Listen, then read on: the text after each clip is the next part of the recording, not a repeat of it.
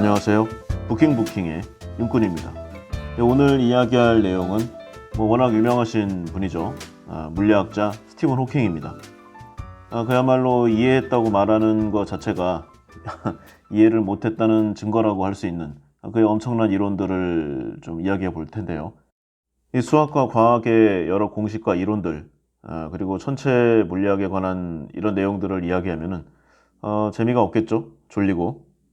그리고 스티븐 호킹 박사 자체도요, 이 여러 가지 좀 대중과학 교양서를 냈는데, 이 분야에 대한 사전 지식이 없어도 이해할 수 있도록 최대한 쉽게 쓴 책들입니다. 그래서 이 책들에 관한 좀 여러 가지 내용들을 이야기할 텐데, 여러 체계를 따를 생각은 없어요. 그냥 이런저런 내용 중에서 우리가 좀 재미있을 부분들 생각해 보면서 우리 삶에 적용할 수 있는 이제 그런 내용들을 한번 이야기해 보려고 합니다. 먼저 스티븐 호킹 박사에 대해서 좀 살펴보면은요. 1942년생이에요. 옥스퍼드 대학을 졸업한 다음에 케임브리지 대학으로 옮겨서 대학원 과정을 시작했습니다. 그때 굉장히 천재 과학자로 좀 알려졌고요. 소위 말해서 잘 나갔죠. 성격 자체도 평생을 통틀어서 그랬지만 활달했고 여러 가지 리더십과 좀 유머러스한 그런 부분도 넘쳤다고 합니다. 그런데 이때 청천벽력 같은 소식을 듣게 되죠. 루게릭병 진단을 받게 돼서 약관 21세 나이에 사형 선고를 받은 그런 셈이었습니다. 그런데 이제 이때 호킹이 인생을 좀 어떻게 보낼 것인가를 많이 고민했다고 해요. 이미 물리적으로, 신체적으로의 인생은 끝났다. 그러나 그것이 과연 나의 인생 전부가 종말을 맞이하는 것인가? 그렇지는 않지 않을까? 그래서 주어진 시간을 최대한 활용하기로 결심하고 이제 물리학 연구에 몰입하게 됩니다.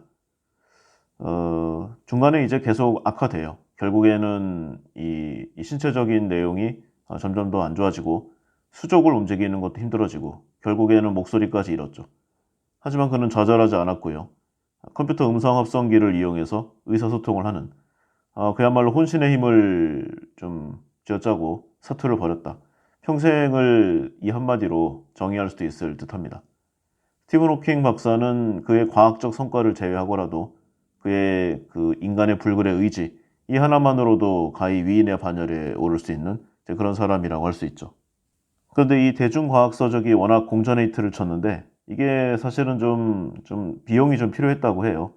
이 사랑하는 딸의 학비를 마련해야 되는데 이 물리학자 자체로는 생활에는 큰 문제가 없지만 부유하다고 하기는 좀 어려운 그런 인생을 살았거든요. 그래서 최대한 쉽고 간결하고 그리고 재미있게 시간의 역사라는 책을 썼는데 이게 현재 추산으로는 3천만 부가 넘었다고 해요. 그리고 이제 최단 시간에 1천만 부 돌파.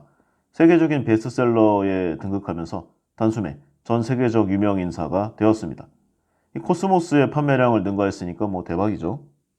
이러한 호킹 박사의 이제 최대 이론의 공로라고 하면은 아무래도 호킹 복사, 블랙홀에 관계된 내용인데요.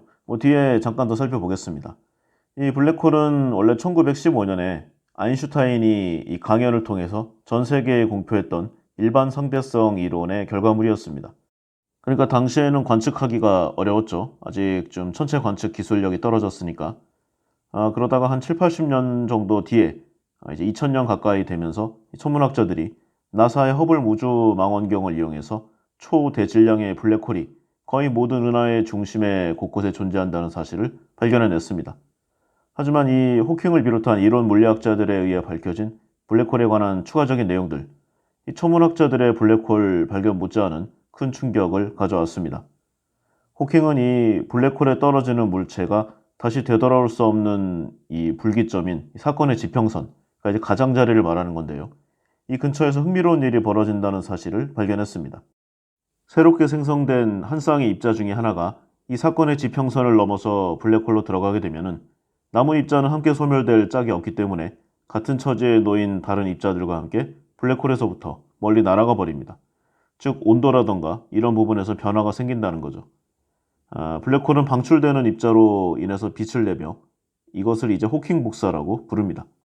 호킹은 이 호킹 복사를 통해서 블랙홀에서 연력학 법칙이 적용될 수 있음을 주장했고요. 인류 역사의 가장 위대한 세 가지 이론, 즉 중력 이론과 양자 이론, 그리고 연력학의 통합이라는 물리학 궁극의 목표에 도전하게 됩니다. 이러한 내용이 이제 호킹이 평생을 거쳐서 좀 주장한 그리고 공부한 이 학문의 이론의 주체고요. 기타적으로도 몇 가지 더 있습니다. 예를 들어서 지구 온난화가 이제 비가역적인 상태로 넘어가는 임계점에 도달했다. 그러니까 재앙이 발생하기 전에 이걸 해결하든가 사실상 해결이 어렵기 때문에 이제는 우주 식민지를 건설해야 한다는 주장이 있고요. 인류가 다른 항성에 도달하는 것을 주된 목표로 하는 이 브레이크스루 이니셔티브와 같은 프로그램에 참여했습니다. 또 인간이 생물학적 진화 속도가 매우 느리기 때문에 인공지능의 경쟁 상대가 되지 못하고 결국 대체될 수밖에 없다. 이런 내용도 있고요.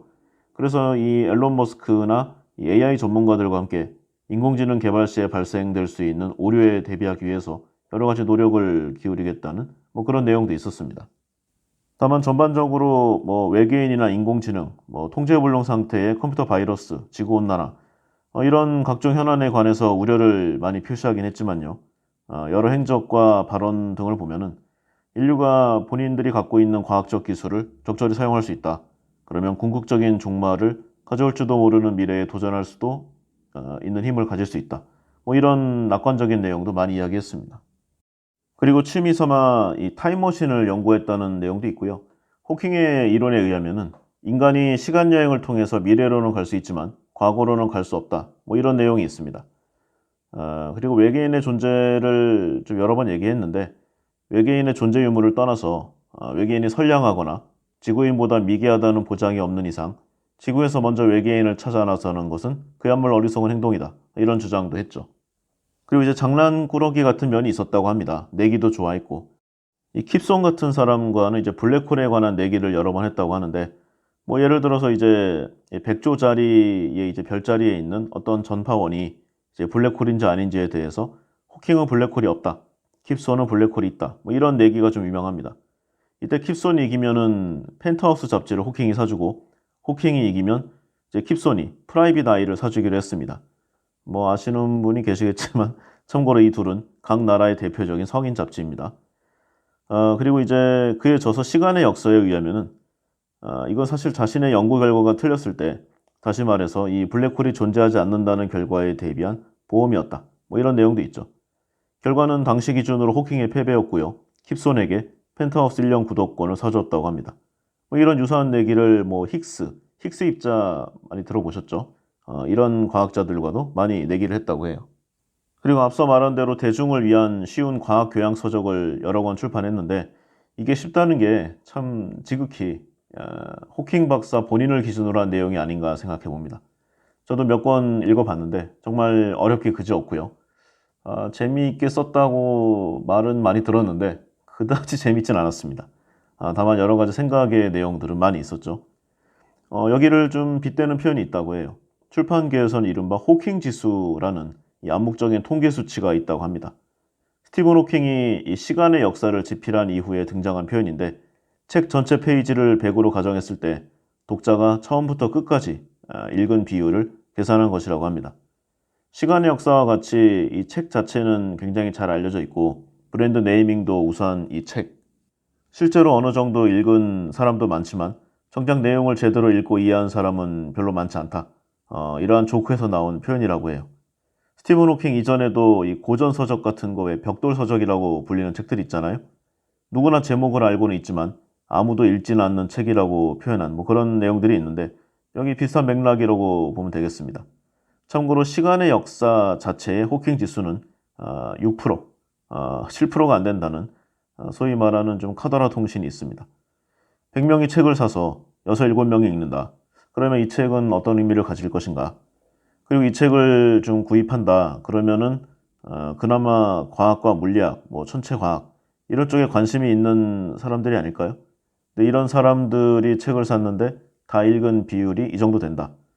그야말로 어려운 책이라는 증거라고 할 수 있겠습니다. 이 대중들에게는 일반적으로 아인슈타인 이후에 물리학자들 중에서는 가장 유명한 사람이겠죠. 그런데 이런 유명세에 대해서 호킹 본인은 좀 초연했다고 해요. 자신은 어쩌면 연구 성과보다는 장애의 유무 때문에 유명해진 것뿐이고 동료 물리학자들에 비해서 나을 것이 없는 그냥 과학자 중에 한 명일 뿐이라고 자서전에서 아주 덤덤하게 이야기하고 있습니다. 물론 이 호킹이 킵손이나 로저 펠러즈, 이 현대 블랙홀 이론의 시조들인데 적어도 여기에는 든다는 생각을 저는 합니다. 그리고 이 사람들보다도 좀 더 이론 물리학적으로 뛰어나다고 생각해요. 그냥 대과학자의 겸손적인 표현이다, 이렇게 생각하면 무난하지 않을까 합니다. 그리고 여담인데요. 스티븐 호킹 박사가 노벨상을 받지 못했습니다. 보통은 수상했다고 알고 있는 사람들이 많은데 사실은 아니에요. 세계에서 가장 잘 알려진 물리학자이긴 하지만 노벨상을 받지 못했다. 왜 그런가? 대중적인 지명도와는 다르게 학자들 사이에서는 인지도만 높을 뿐이고 실제 그의 연구 업적에 비해서 명성이 과대 포장돼 있다, 이런 비판이 없는 것은 아닙니다. 하지만 블랙홀과 이 양자 물리학을 결합해서 우주와 이 시간의 기원을 탐구한 그의 연구, 분명 현대 과학의 역사에 한 획을 그었다고 할 수 있을 것입니다. 하지만 그 내용을 보면은 이 호킹 박사와 같은 이론 물리학자들이 노벨상 경쟁에서 불리하다는 좀 내용이 공공연하게 들려오고 있습니다. 노벨상 수상자 선정위원회가 이 주장을 검증하기 어려운 이론 물리학 이런 쪽보다는 어떤 실험으로 결과를 확인할 수 있는 실험 물리학 분야를 선호한다고 알려져 있기 때문이죠. 그리고 사실 노벨상 위원회도 검증되지 않은 상태에서 상을 주기가 상당히 곤란한 부분은 분명 있습니다. 호킹 박사가 이 밀도가 무한한 특이점은 충분히 있을 수 있는 현상이라는 점을 수학적으로 증명하고 오늘날 빅뱅 이론의 정착에 기여했는데 이를 통해서 우주의 시작이 있었으니 종말도 있으리라는 사실을 제시하면서 우주에 대한 우리의 인식폭을 넓혔죠. 또 블랙홀이 물질을 빨아들이기만 하는 것이 아니라 방출하기도 한다는 아까의 그 호킹 박사, 여기서 분명히 큰 업적이 있습니다. 그러나 그 이론의 성격상 이러한 주장을 완전히 입증할 실험적 증거를 아직 찾지 못한 상황이죠. 그리고 아직 찾지 못한 게 아니라 앞으로도 굉장히 오랜 시간 동안 찾지 못할 수 있습니다. 그의 연구로 빅뱅 이론의 경쟁 이론이었던 정상상태 우주론이 제기한 반론들을 물리칠 수는 있었지만 빅뱅 이론을 입증할 예를 들어 초기 우주 중력파나 이 호킹 복사의 증거들은 좀 관측하기가 어렵죠. 그나마 이 중력파가 최근에 이 실험 결과로 좀 관측이 돼서 이제 호킹 박사가 조금 덜 억울한 좀 그런 상황이 됐습니다. 이러한 호킹 박사 외에도 그 업적에 비해서 노벨상 수상이 어려웠던 이론 물리학자들은 여러 명 더 있어요. 이 신의 입자라 불리는 힉스 입자, 이 영국의 이론 물리학자 피터 힉스가 제안한 내용인데 우주 생성 과정에 대한 열쇠를 제공했다는 평을 받습니다. 하지만 힉스 입자를 1964년 처음 제시한 뒤에 2013년에야 노벨 물리학상을 받게 됩니다. 그것도 2012년에 유럽 입자물리연구소가 힉스 입자를 발견한 덕분이죠. 수상 당시 그는 84세였습니다. 그리고 아인슈타인 역시 1921년에 노벨 물리학상을 받았지만 그 공로가 상대성 이론이 아니었습니다. 빛과 전자의 움직임, 이걸 다루는 이제 광양자 이론에 대한 기여였는데 흔히 광전 효과라고 불리우죠. 아인슈타인의 여러 이론들은 현대의 첨단 기기들로 제품화가 많이 됐는데 이 이론이 이제 디지털 카메라의 기반이 되었고 실험적으로 입증하기가 쉬웠습니다. 쉬웠다기보다는 비교적 나았다고 할 수 있죠. 얼마의 시간이 더 흐르면 스티븐 호킹 박사의 주장을 입증할 실험적 증거를 얻을 수 있을 것인가? 어쩌면 영원히 어려울지도 모릅니다. 그 이전에 인류가 없어질 수도 있고 이 실험 결과를 증명하는 것과 별개로 노벨상은 살아있는 사람에게만 주는 것을 원칙으로 하고 있기 때문에 스티븐 호킹 박사가 본인의 이론으로 주된 이론으로 노벨상을 받는 일은 앞으로 일어날 수가 없겠네요. 그럼 이제 그의 책들에 대해서 이야기해 보도록 하겠습니다. 1988년에 처음 출간된 이 시간의 역사, 출간 당시 이 과학도서로는 드물게 뉴욕타임스 베스트셀러를 150주, 선데이타임스 베스트셀러를 약 240주 기록하는 아주 전무후무한 성적을 거두었습니다. 이 책으로 영국의 뛰어난 물리학자 중 한 명에 불과했던 스티븐 호킹을 세계적인 스타 물리학의 아이콘으로 만들어 주었죠. 이 대중과학서의 이정표와도 같은 위치를 차지했습니다. 40여 개 국어 이상으로 번역이 되었고요. 전 세계적으로 이제 해적본까지 감안하면은 수천만 부, 공식적으로는 약 3천만 부에 육박하는 엄청난 판매고를 이루었습니다. 당시까지 알려져 있던 우주의 본질에 대한 최첨단의 이론들을 다루었죠. 스티븐 호킹은 이제 대중의 시선에 맞춘 이해하기 쉬운 과학책을 쓰고자 했는데 사실 그 이전에는 대중과학서가 거의 없다시피 했어요. 그래서 우주와 물질, 시간과 공간의 역사에 대한 방대한 이야기를 최대한 간결하고 그리고 그동안의 어려운 이론들을 상당히 좀 쉬운 예로 들어서 설명했습니다. 아까 이야기했죠. 본인 기준으로 쉬운 거라고. 그리고 이 책에서 아인슈타인의 특수상대성 이론과 일반상대성 이론, 양자론, 뭐 소립자 물리학, 블랙홀, 뭐 촉근 이론, 기타 현대 물리학의 줄기에 해당하는 중심적인 사상들을 일목요연하게 살펴볼 수가 있습니다. 총 12개의 장에서 인류가 우주를 발견하고 그 본질을 탐구하는 역사를 되짚어 봤고요. 우주의 본질을 이해하도록 해준 이론들을 상세히 살펴보고 있습니다. 그리고 이런 이해와 이론을 토대로 우주의 원리와 구성을 설명하고 있죠. 이 책에서 스티븐 호킹은 우리가 왜 여기에 존재하는지 그리고 어디에서 왔는지에 대한 해답을 찾고자 시도하고 있습니다. 그리고 중간에 몇몇 책들이 더 있었는데 큰 반향을 이끌지 못했어요. 그래서 이 시간의 역사 이후 한 20여 년 뒤에 이 위대한 설계라는 제목으로 스티븐 호킹 박사의 다른 책이 또 한 권 나옵니다. 이 책에서 이제 신이 우주를 창조하지 않았다라는 아주 센세이셔널한 내용을 이야기했죠. 과학자들은 아무래도 실험과 검증이 우선이니까 믿음을 우선시하는 종교와는 좀 거리가 있겠죠. 그런데 미국 기준으로 보면은 신을 숭배하는, 신을 믿는 과학자가 생각보다 많습니다. 이러한 상황에서 스티븐 호킹 같은 사람이 신이 우주를 만들지 않았다. 그럼 이거는 종교에 대한 도전이라고도 볼 수 있죠. 실제로 많은 비난을 받았습니다. 세계의 과학자들과 종교인들을 아주 격렬한 논쟁의 소용돌이에 몰아넣었고요. 이러한 이슈가 좀 더해져서 출간되자마자 곧장 아마존 베스트셀러 1위를 점령할 정도로 아주 열광했습니다. 이미 진화론이 대세를 이루어서 신의 창조론이 좀 자리를 잃은 생물학계, 여기에 좀 대표적인 사람이 있잖아요. 리처드 도킨스. 자신의 무신론의 견해를 뒷받침하고 있는 이 책의 출간을 환영하면서 사방에 이 책 홍보를 하고 다녔다고 합니다. 그는 호킹이 이 신의 존재에 관한 이 논란을 종결시킬 수 있는 아주 결정적 한 방을 시도했다라고 평가했죠. 기본적인 내용은 이렇습니다. 우주는 언제 시작되었는가? 왜 우리는 지금 여기에 있는가? 왜 무가 아니라 유가 있는가? 실제의 본질은 무엇인가? 왜 자연 법칙은 우리와 같은 생명에 실제로 허락할 만큼 정교하게 조율되어 있는가? 이 모든 것을 존재하게 하고 작동시키는 자비로운 창조주의 증거로서 우주의 위대한 설계가 제시되는가? 그 증거가 있는가?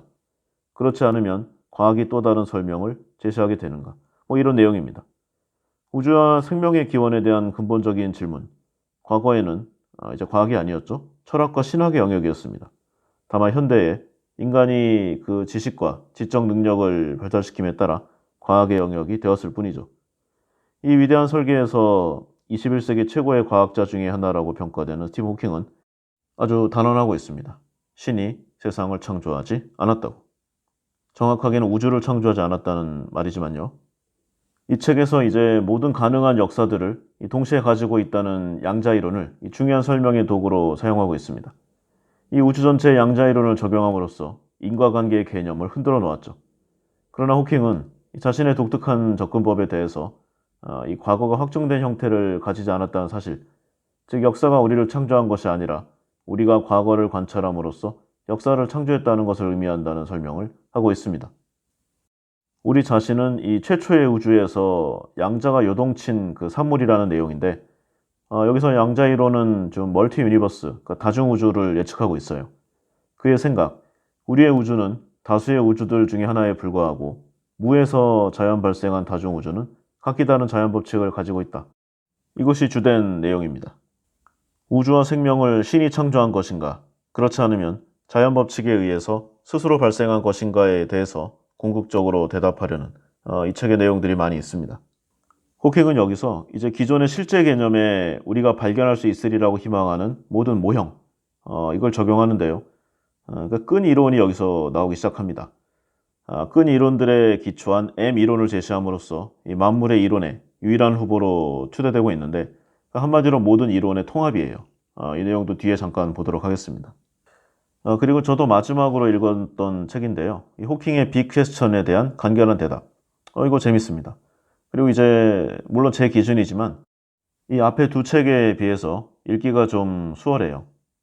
이 책은 이제 각계각층의 사람들에게 좀 꾸준히 받아왔던 질문들, 즉 빅 퀘스천에 대한 견해를 들려달라는 요청을 좀 정리한 뭐 그런 내용입니다. 죽음을 목전에 둔 순간까지 이 원고를 좀 고쳤었다고 해요. 대단한 사람입니다.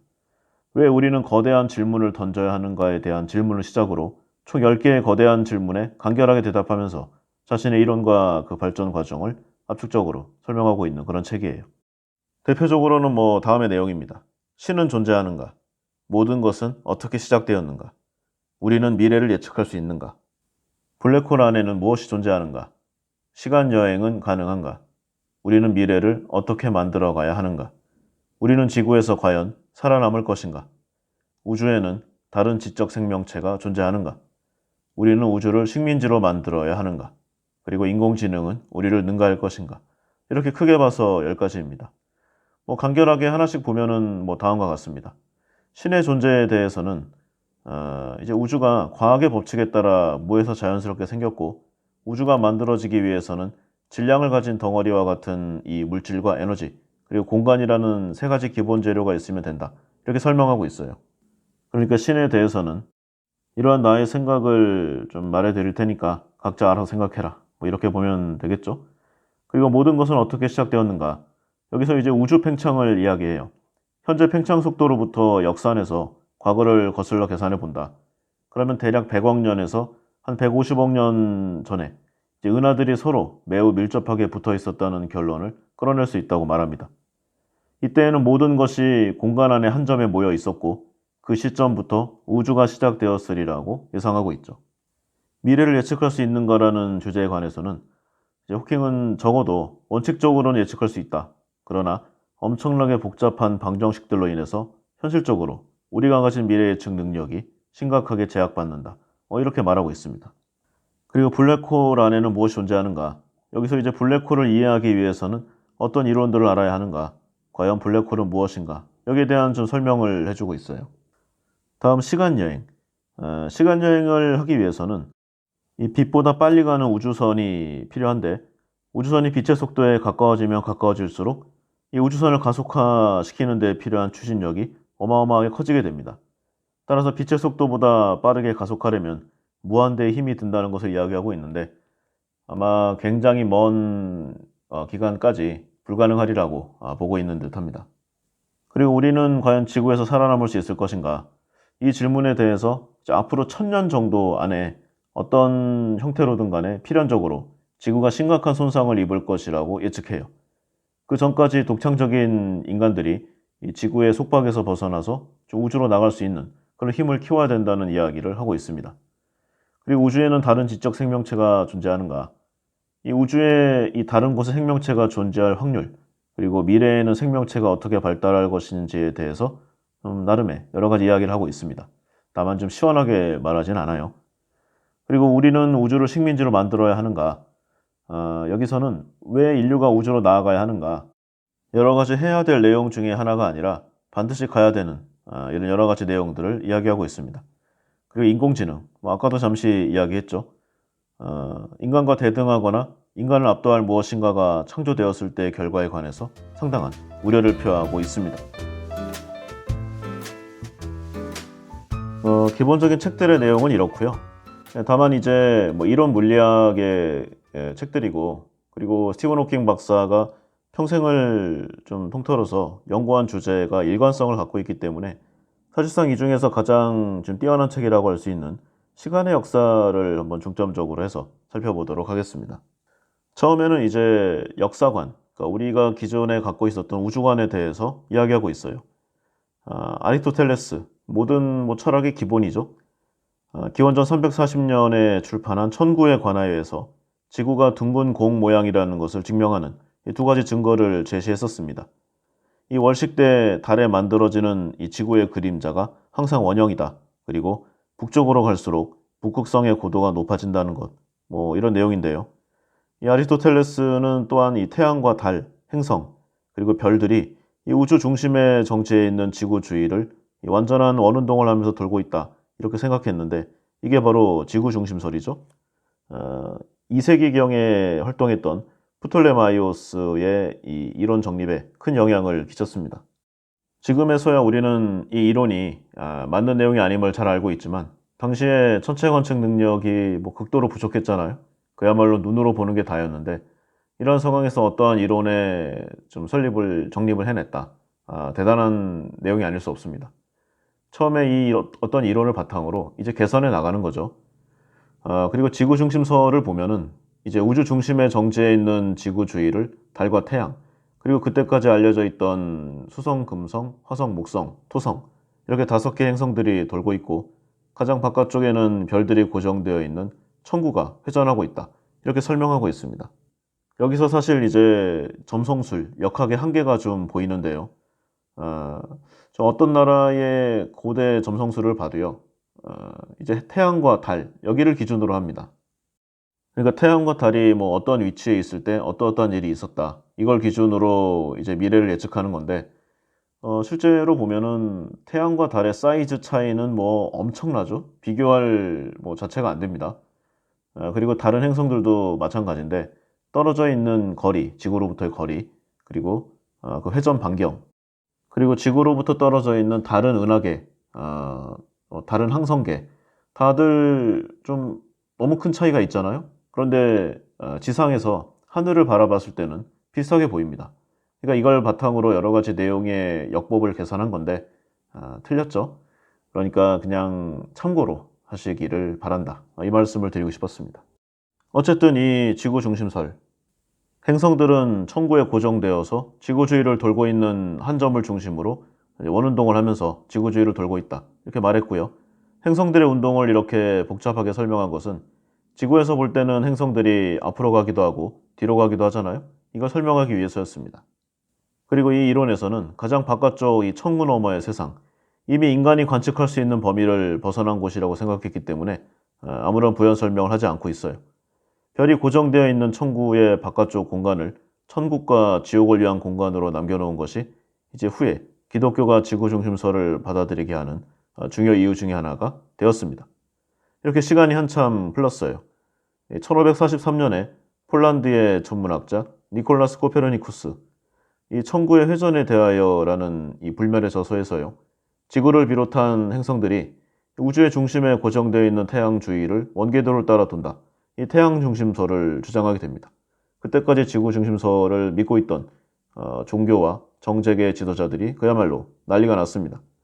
그러나 태양 중심설이 진지하게 받아들여진 것은 그로부터 한참 시간이 지난 이탈리아에서 갈릴레오 갈릴레이가 나타나면서부터였죠. 여기에 독일의 요하네스 케플러가 조금 더 힘을 보탰고요. 어쨌든 그동안 잘 버텨오던 여러 이 태양 중심설의 내용 앞에서도 꿋꿋이 힘을 갖고 있던 지구 중심설은 결국 망원경이 등장하면서 그 힘을 잃기 시작했습니다. 망원경을 이용해서 하늘을 관측하기 시작한 갈릴레이는 태양 중심설을 지지하는 이 관측 증거들을 찾아냈고, 여기에 더해서 케플러, 이 행성들이 원궤도가 아니라 타원궤도를 따라서 태양을 돌고 있다는 것을 알아냈습니다. 케플러는 천체들 사이에 자기력이 작용하고 있다고 가정하고요. 타원 운동을 설명하려고 했지만 성공하지 못했어요. 그러니까 다른 방식으로 해결책을 찾은 거죠. 천체 운동을 역학적으로 설명하는 이런 문제, 결국 영국의 아이작 뉴턴이 출판한 책이죠. 자연철학의 수학적 원리, 흔히 프린키피아라고 불립니다. 인류가 발간한 가장 위대한 몇 권 중에 한 권이라고 꼽히고 있는 그야말로 궁극의 책이죠. 여기서 이제 뉴턴이 운동 법칙과 중력 법칙뿐만 아니라 물체의 운동을 분석하는 데 필요한 이 수학적 방법을 마침내 찾아냈습니다. 뉴턴은 이 중력 법칙과 운동 법칙을 이용해서 물체들이 땅으로 떨어지는 운동, 그리고 달이 지구를 돌고 지구를 비롯한 행성들이 태양을 도는 운동을 역학적으로 설명해냈습니다. 그러나 과학적으로 보면은 이 뉴턴의 중력 이론에는 몇 가지 문제점이 있었습니다. 만일 우주의 크기가 유한하다, 그러면 가장자리에 있는 은하나 이 별들, 이 중력에 의해서 안쪽으로 잡아 당겨져야 돼요. 그러니까 한 점에 모여야 합니다. 물론 당연히 이런 사실을 잘 알고 있었죠. 그래서 뉴턴은 유한한 공간에 유한한 수의 별들이 분포해 있다면 별들이 정지해 있을 수 없지만, 만일 무한한 공간에 무한한 수의 별들이 균일하게 분포해 있다, 그러면 별들이 모여들 중심이 없기 때문에 우주가 수축하지 않아도 된다고 설명했습니다. 20세기 이전에는 이 과거 특정 시점에 우주가 현재의 상태로 창조되었다는 생각이 좀 일반적이었어요. 뉴턴의 중력 이론에 의하면은 우주가 정적인 상태에 있을 수 없다는 것을 알고 있었던 사람들도 이것이 우주가 팽창하고 있을지도 모른다는 사실을 내포한다. 이렇게 생각하지는 않았다고 합니다. 물론 이 크기가 무한한 그리고 정적인 우주에 대한 반론들도 많이 있었습니다. 1823년경에 독일의 천문학자 하인리 올베르스 뭐 이런 내용들이 있었는데 뉴턴과 동시대에도 이런 내용들은 시작되었다고 해요. 무한한 수의 별들이 무한한 공간에 균일하게 분포되어 있다. 그러면 별들에서 오는 빛이 이 거리 제곱의 반비례해서 약해진다. 그러나 별들의 수가 거리 제곱에 비례해서 많아지므로 이러한 결과치를 적용하면은 밤에도 낮처럼 하늘이 밝아야 한다고 주장을 했죠. 별에서 오는 빛이 성간 물질에 의해서 흡수되기 때문이라고 생각할 수도 있지만 그렇게 되면 성간 물질의 온도가 높아져서 결국에는 별처럼 빛나게 될 것이다. 뭐 이런 결론을 내린 겁니다. 이러한 문제를 피할 수 있는 유일한 방법은 우주가 시간적으로 무한한 것이 아니라 과거 특정한 시점에 시작되었다고 생각하는 것뿐이다. 뭐 이렇게 주장을 한 거죠. 임마누엘 칸트의 순수 이성 비판에도 이 비슷한 내용이 있습니다. 우주가 시작점을 가지고 있는지 그리고 공간적으로 유한한지에 대한 문제들이 다루어졌죠. 그는 이런 의문들을 이 순수 이성의 이율배반이라고 불렀는데 우주가 시작점을 가지고 있지 않다면 모든 사건 이전에 무한한 시간이 있어야 하는데 현재 일어나고 있는 일들이 지금에 일어나야 할 이유를 찾을 수가 없다. 그리고 시작점을 가지고 있다면 시작점 이전에 무한한 시간이 있어야 하는데 어떤 특정 시점에 우주가 시작해야 할 이유를 찾을 수 없다. 이런 문제가 중복된다. 충돌한다. 이런 주장을 한 거죠. 칸트의 이런 내용은 우주가 존재하든 그렇지 않든 간에 시간은 계속적으로 흐르고 있다는 생각을 그 기본 전제, 바탕으로 하고 있는 것이라고 할 수 있겠습니다. 그러나 결국 모든 것은 실험과 관찰이 결론을 내려주겠죠. 이러한 논의에 대한 결말이 마침내 끝납니다. 1929년에 에드윈 허블 망원경 뭐 워낙 유명하죠. 거기에 네이밍입니다. 이 멀리 떨어져 있는 은하들이 우리로부터 거리에 비례하는 속력으로 멀어지고 있다는 사실을 발견해냈습니다. 이게 이제 우주가 팽창하고 있음을 의미하는 건데 따라서 과거로 거슬러 올라갈수록 은하들 사이의 거리가 가까워져서 뭐 예를 들어 100억 년이나 200억 년 전에는 모든 은하들이 한 점에 모여 있어야 한다. 이제 허블의 관측 결과가 이제 우주의 기원을 다루는 이제 문제들, 이게 신학이나 철학의 주제에서 마침내 과학 연구의 주제로 바뀌는 그런 결정타였다고 합니다. 이러한 허블의 발견, 우주가 무한히 작고 무한히 밀도가 높았던 이 빅뱅이라는 어떤 시작점이 있었음을 의미하고 있습니다. 밀도가 무한히 높은 지점을 수학에서는 특이점이라고 부르는데 이 빅뱅 특이점에서는 모든 자연 법칙이 붕괴돼요. 그래서 그 이전과 그 이후 사건들 사이 인과관계가 모두 사라져버립니다. 다시 말해서 현재 우주에는 빅뱅 이전 사건들의 흔적이 남아있지 않죠. 따라서 이 시간은 빅뱅의 순간에 시작되었다고 할 수 있습니다. 그러나 생각해 보면은 지금까지 계속 이 우리의 관측 가능한 우주가 넓어지고 있잖아요. 이 빅뱅 이론도 이제 과연 이것이 시작인가라는 의심들이 많이 있습니다. 그리고 이게 대충 한 150억 년 정도의 기간인데 왜냐하면 그 이상 우리가 관측할 수가 없어요. 그 너머에도 별들은 계속 있을 거거든요. 그러면 과연 빅뱅이란 것은 있었는가? 있었다고 가정하고 그 전에는 과연 어땠는가? 혹시 이런 빅뱅이 수십, 수백, 어쩌면 수만 번 이상 반복된 것은 아닌가? 시간이란 무엇인가? 그리고 인간이란 무엇인가? 참 공허함을 느끼지 않을 수가 없습니다. 따라서 이 부분에 관해서 이 과학의 궁극적인 목적, 이 우주 전체를 기술하는 통일 이론을 만드는데 있다고 할 수 있습니다. 과학자들은 문제를 두 부분으로 나누어서 보고 있는데 첫 번째는 우주에서 일어나고 있는 현상들을 설명하는 이 법칙들을 알아내는 것입니다. 법칙을 알아낸 후에 이 특정 시점의 우주의 상태를 알면은 그 이후의 상태도 알 수 있겠죠. 그리고 두 번째는 이 우주가 시작된 초기 조건을 알아내는 것인데 사람들 중에는 이 초기 조건에 대한 물음은 어떤 종교나 철학의 문제니까 과학자들은 여기에 관여하지 마라. 이런 내용을 주장하는 사람들도 있다고 합니다. 그리고 많죠. 이러한 사람들은 이 전능한 존재인 신이 어떤 법칙에도 구애받지 않고 완전히 임의적인 방법으로 우주를 시작했을 수 있다고 주장을 합니다. 그러나 현대 인류가 자연현상을 관측해서 알게 된 사실, 신이 창조한 우주가 자연법칙에 따라서 규칙적으로 전개되고 있다는 사실입니다. 우주가 자연법칙에 따라 전개되도록 만약에 신이 만들었다. 그러면 우주의 초기 조건을 결정할 때도 어떤 법칙에 따르지 않았을까요? 따라서 과학의 영역으로 볼 수밖에 없다. 호킹의 주장입니다. 이러한 우주에 관해서 오늘날의 과학자들은 일반 상대성 이론과 양자역학이라는 두 이론을 이용해서 설명하려고 노력하고 있습니다. 이 두 이론은 20세기 전반에 인류가 이루어낸 가장 위대한 지적 성과물이죠. 일반 상대성 이론은 10의 24제곱 이 킬로미터나 되는 거대한 구조를 다루고 있는데, 반면에 양자역학은 10의 마이너스 12승 아주 미세한 세계에서 일어나는 일들을 다루고 있습니다. 이 사이즈나 뭐 여러 가지를 봤을 때 서로 관계가 없을 것 같은 두 이론, 그러나 서로 모순된다는 사실이 알려져 있습니다. 오늘날 물리학에서 다루어지고 있는 가장 중요한 연구 주제는 이 두 이론을 하나로 통합시킨 통일이론, 양자중력 이론을 찾아내는 것이라고 할 수 있죠. 우주를 찾아내려고 하는 통일이론은 우주의 모든 삼라만상의 현상을 설명할 수 있는 궁극의 이론이라고 할 수 있습니다. 만일 이 이론을 찾아낸다, 그러면 그 내용을 이용해서 인간의 행동은 물론이고 모든 이 자연, 우주, 이 연구 결과도 예측할 수가 있을 것입니다. 그러면 아마도 더 이상의 연구는 필요 없을지도 모르죠. 그리고 시간의 역사 다음 장을 보면 이제 빛에 관한 내용이 나와 있습니다. 가장 중요한 내용은 빛의 속력인데요.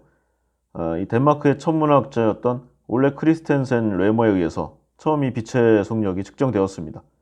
그는 지구가 태양을 공전하면서 이 목성으로 멀어질 때 그 위성 2호의 공전 주기가 길게 측정되고 가까워질 때는 짧게 측정되는 것이 어쩌면 빛이 우리에게 도달하기 위해 달려야 할 거리가 달라지기 때문이라고 생각했습니다.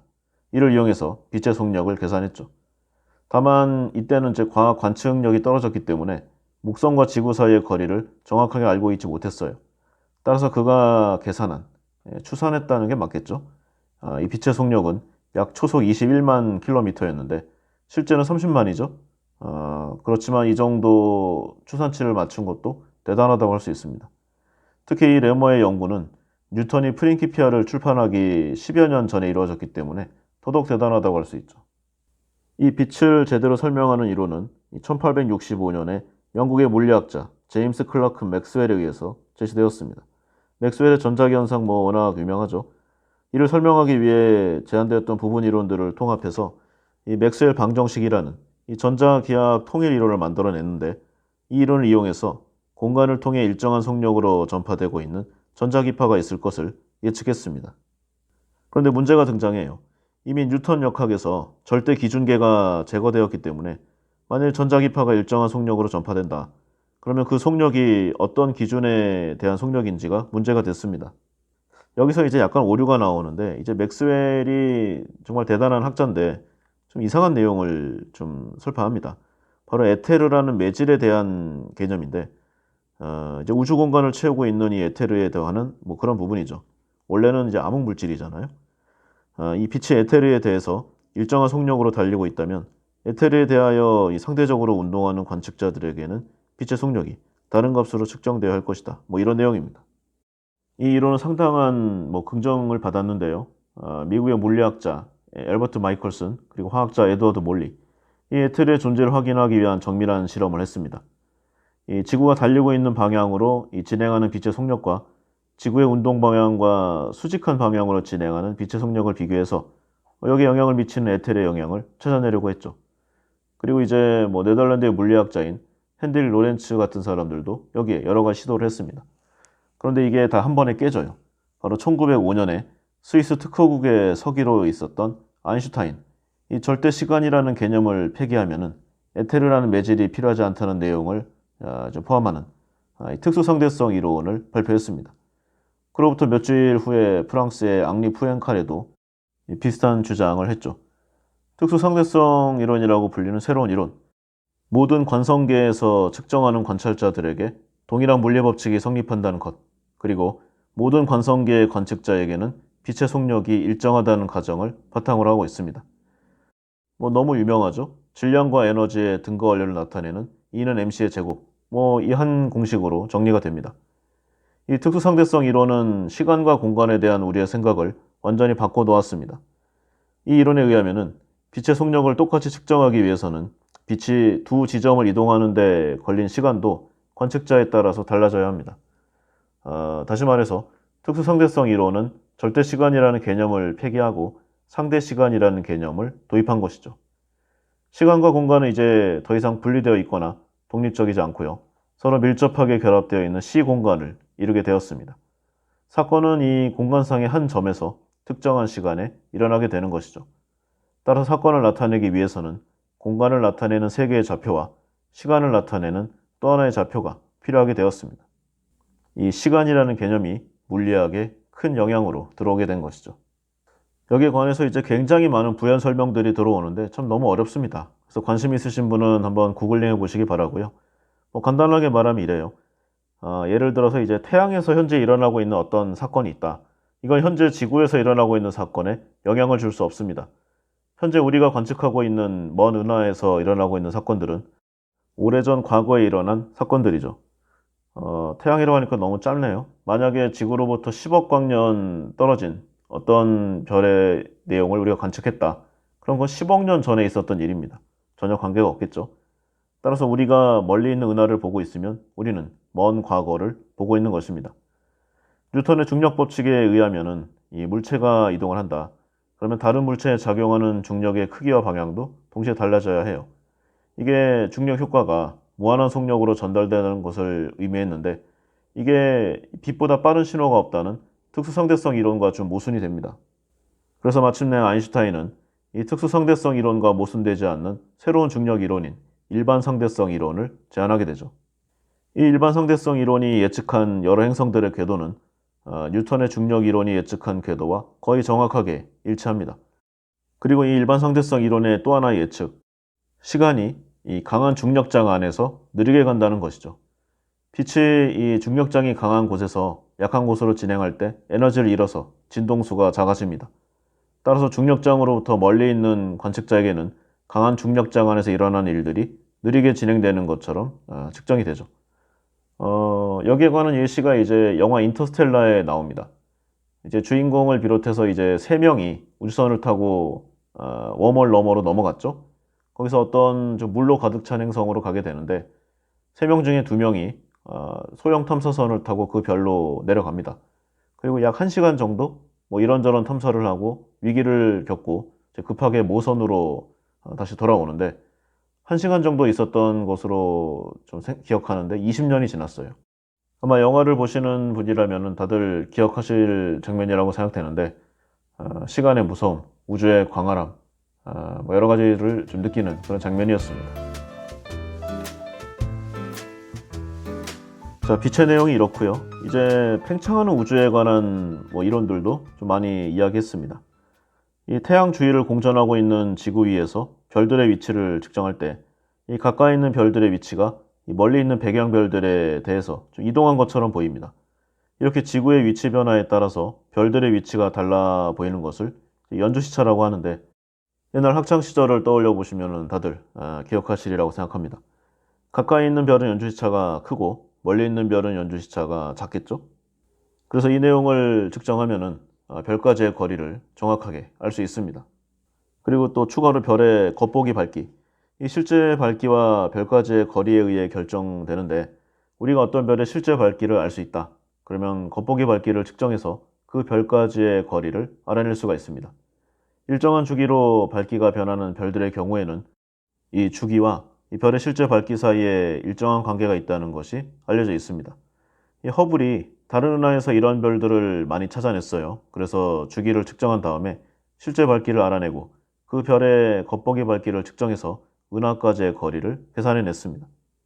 지금 우리가 뭐 익히 접할 수 있는 정보들, 그러니까 뭐 나선형 은하까지는 10억 광년, 안드로메다 은하까지는 20억 광년, 다 이러한 계산법에 의해서 작성된 내용들입니다. 그리고 또 추가로 관측하는 방법들이 재미있습니다. 별들이 이제 뭐 이런 내용은 알겠는데 뭐 워낙 멀리 떨어져 있잖아요. 그러니까 망원경으로 보아도 그냥 점으로 보입니다. 그 크기나 형태를 전혀 구분할 수가 없죠. 별에서 우리가 얻을 수 있는 정보는 오로지 별이 내는 빛뿐입니다. 이 별빛의 스펙트럼을 분석하면 별의 온도를 알 수 있는데 이 스펙트럼에서 특정한 색깔의 빛이 빠져 있는 이 흡수 스펙트럼을 조사하면은 그 별을 둘러싸고 있는 대기의 구성 성분을 뭐 아주 정확하게는 아니지만 대략적으로 알 수가 있습니다.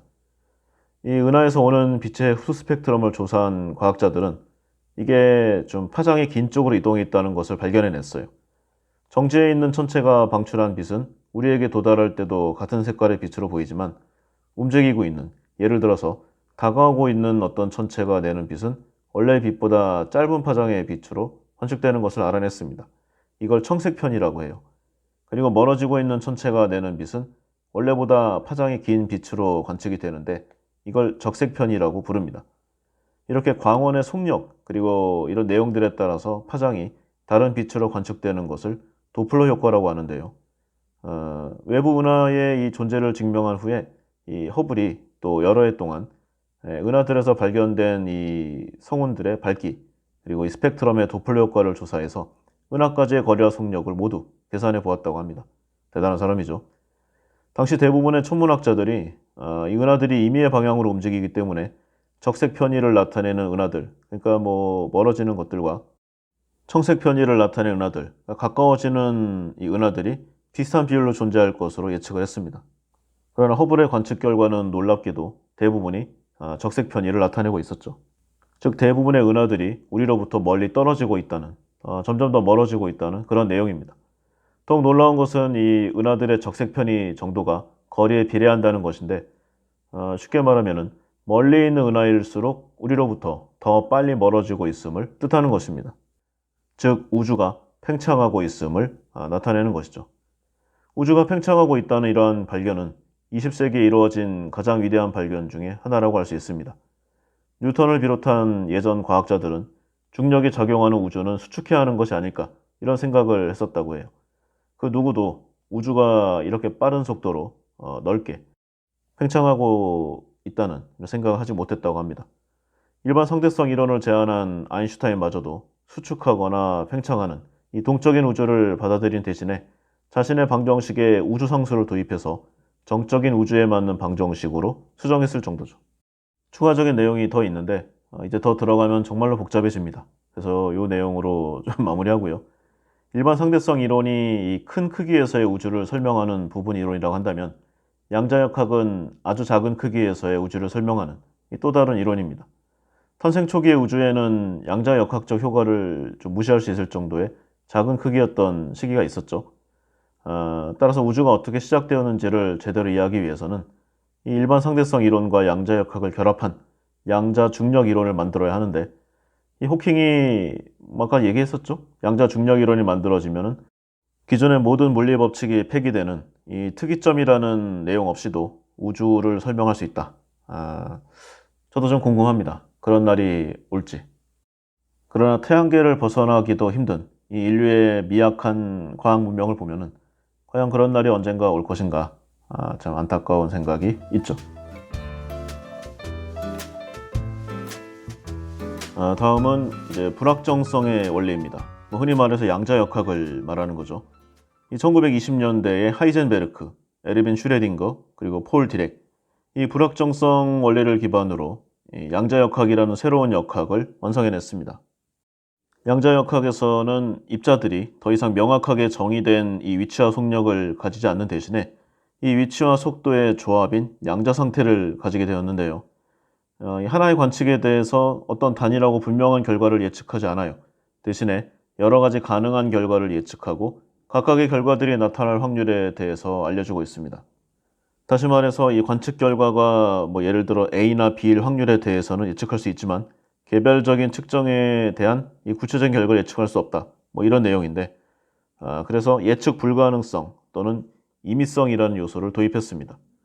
아인슈타인은 실제 자신이 양자역학의 개념들을 발전시키는데 중요한 역할을 했어요. 그럼에도 불구하고 이 양자역학을 반대했는데 양자역학 발전에 기여한 공로로 노벨상을 받기도 했지만 이 어떤 우연에 의해서 지배되는 이 양자역학을 결코 받아들일 수 없었던 그의 개인적인 신조라고 합니다.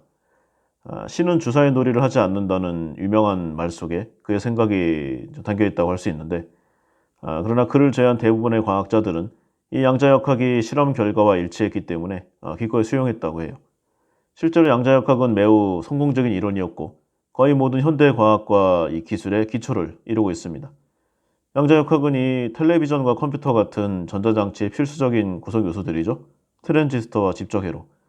이 작동을 설명하는 기본 이론이고요. 현대 화학과 생물학의 기본을 이루고 있습니다.